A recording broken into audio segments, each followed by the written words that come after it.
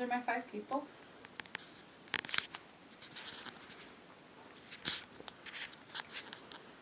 Okay. It may be hard to imagine, given that we live in the middle of Wisconsin, that you could see a beautiful tropical aquatic ecosystem every day. However, it is possible. Aquariums allow you to see and take care of a micro-ecosystem right in your own home. They provide a window into another world that isn't always readily accessible otherwise. I have taken care of several of my own aquariums for many years and have experience caring for a variety of fish. There are many benefits to having an aquarium, and having an aquarium can even provide health benefits. According to Mark Kinver from BBC News, watching fish swim can actually lower your blood pressure and improve your mood. When setting up an aquarium, there are many things that you must keep in mind in order to provide a healthy environment for your fish. Today we will discuss how to choose the proper placement for an aquarium, how to maintain it and keep it clean, and how to choose a cohesive community of fish. Keeping that in mind, let's discuss how you'd begin when setting up a tank.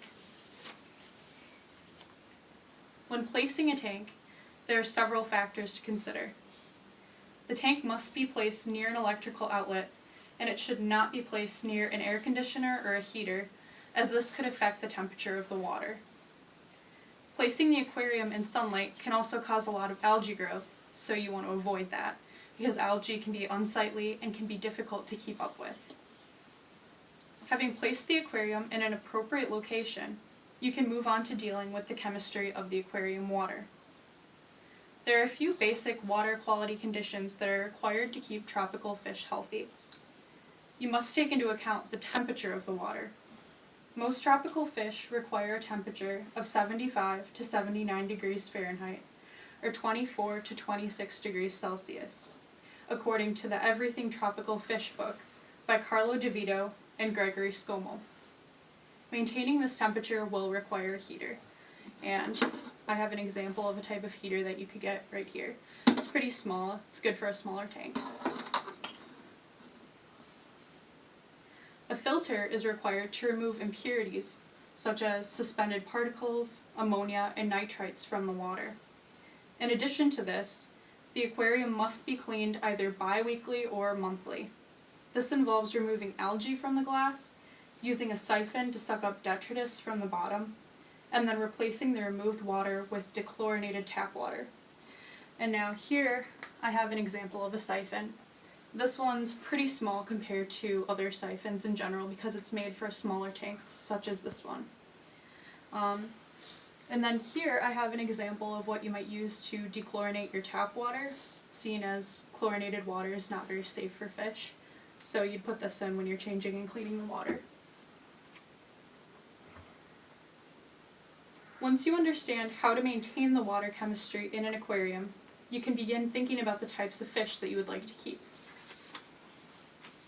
When choosing fish for your aquarium, you must keep their behaviors and their requirements in mind.